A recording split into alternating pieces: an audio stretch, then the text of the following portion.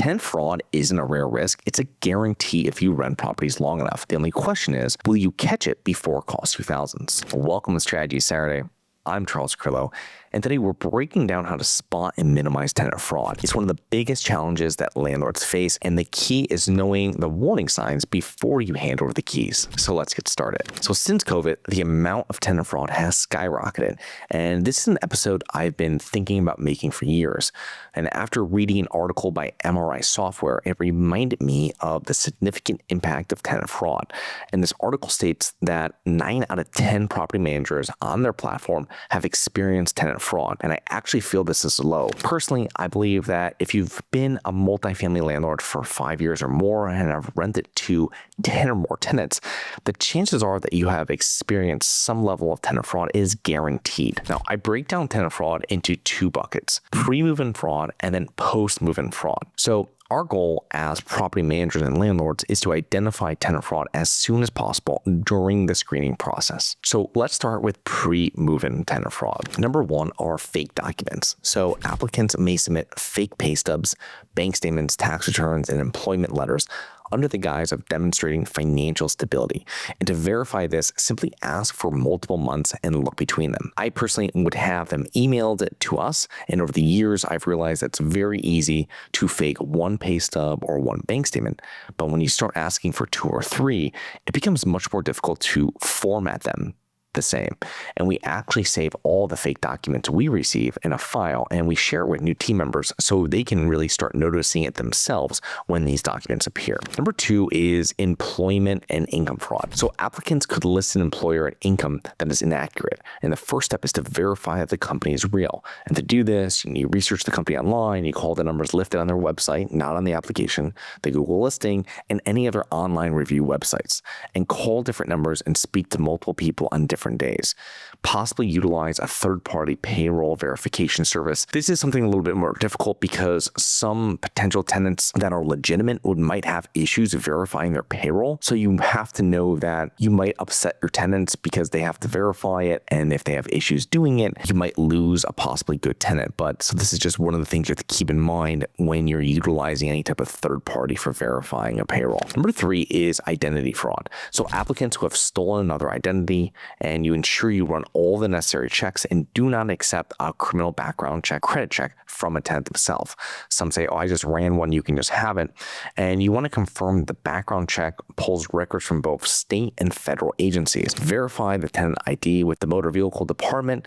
And when you check someone's credit and a fraud alert appears, this is a red flag. Some online tenant application software like utilize an ID verification process that requires applicants to answer questions about the color of previous cars they've owned, the street they lived on in 2010, and other similar details to help verify their identity. And this is another great way of doing that anybody can answer. If you fail that test, that's not the right person. Number 4 are fake references. I personally do not put stock in references since they are so easy to fake, or if you're actually speaking to their previous landlord, they might want to get rid of the tenants, and there's no way of knowing this.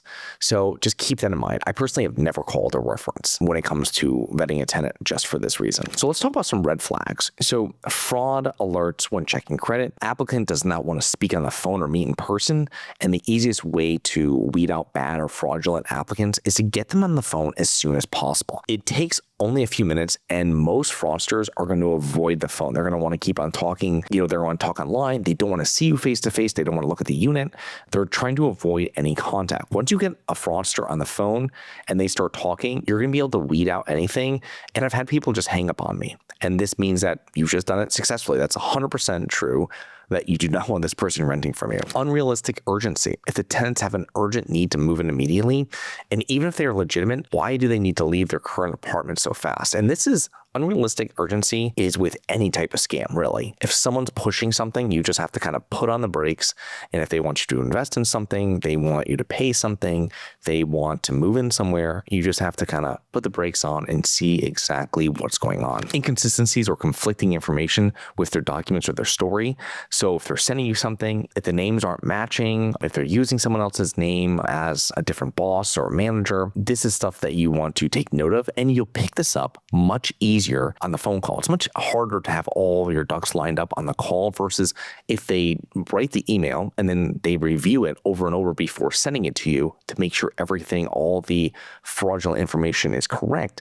If you're on the phone with them, they most likely are unable to do that. They want to pay for their deposit and their first month's rent by personal check. So never accept a non-guaranteed form of payment for move-in, because once a tenant takes occupancy of their unit, they gain tenant protections and you'll need to evict them, fully evict them, even if their check bounces. We've never had this problem when I was a property manager myself, or when I managed my own properties myself. I had this with my first property manager after a few years. They did it with one tenant, and the tenant left. They were lucky enough to get left. I think they called the police on the tenant, but they had a new person in the office that accepted a personal check. It was like on a Friday afternoon, right? Again, urgencies, right? And they had to move in. They didn't want to go down. They couldn't get a money order or whatever. Check came back. You never take anything that's not secured for the first month of rent. And if you want to learn more about effective tenant screening, you check out episode SS203. That's SS203. So now let's talk about the second bucket, which is post-move-in tenant fraud.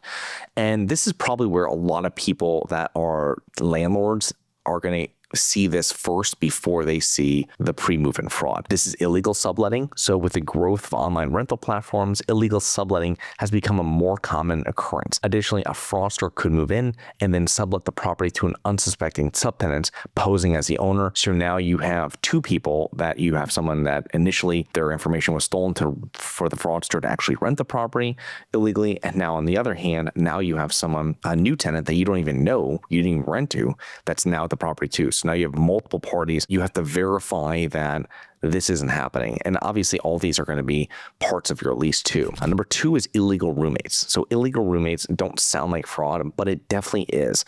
And I'm not talking about guests who stay there here. I'm talking about people who actually live in the property. It took me years of managing my own properties to wonder why the boyfriend was left off the lease in the background checks during the application process. Oh, he's a convicted felon. So as a landlord, you are providing a safe environment for all your tenants and families. You do not want people with questionable pasts appearing at your property who have not been vetted. Now, think about this from the neighboring tenant's point of view. Do you want a violent criminal or sex offender living across the hall from where your spouse and daughter live? So if something happened, you as a landlord are going to be liable for that because you did not do your due diligence on who's living in the property. So this is very important that you do this. And speaking to people that are moving in, and verifying during the call. You'll see this a lot. Somebody might put in, oh, I want to rent your apartment, and I put down one person. You get them on the call. This is just for one person. And then you speak to them, and then they will most likely break in the first few minutes. And like, oh, well, you know, I have someone that stays with me here or there or whatever it is, or like something like this. That's something that they would leave out of an email and you wouldn't even know. And they're going to leave it off that online application of whatever, you know, website it came from. But it's something that you will pick up while speaking to that person. Number three are professional tenants. So professional tenants understand how to navigate the system and avoid eviction. And they usually really grow in really tenant-friendly areas because it's so hard for them to evict. You're going to have less of these issues in landlord-friendly states. Bad debt losses are part of the apartment rental business. However, with strong upfront screening and an experienced property manager, these losses can really be minimized. So I hope you enjoyed. Please remember to rate, review, subscribe, submit comments and potential show topics at globalinvestorspodcast.com. If you're interested in actively investing in real estate, please check out our courses and mentoring programs at syndicationsuperstars.com. That is syndicationsuperstars.com, and look forward to 2 more episodes next week. See you then. Have you always wanted to invest in real estate but didn't have the time, didn't know where to find the deals, couldn't get the funding, and didn't want tenants calling you? Since 2006, I've been buying income-producing properties in great locations that provide us with consistent passive income while we wait for appreciation in the future and take advantage of tax laws while we're waiting. And unlike your financial advisor, we invest alongside our investors in every property we purchase. Check out investwithharborside.com. If you like the idea of investing in real estate, if you like the idea of passive income, partner with us at investwithharborside.com. That's investwithharborside.com. This episode should be considered specific, personal, or professional advice. Any investment opportunities mentioned on this podcast are limited to accredited investors. Any investments will only be made with proper disclosure, subscription documentation, and are subject to all applicable laws. Please consult an appropriate tax, legal, real estate, financial, or business professional for individualized advice. Opinions of guests are their own. Information is not guaranteed. All investment strategies have the potential for profit or loss. The host is operating on behalf of Syndication Superstars LLC exclusively.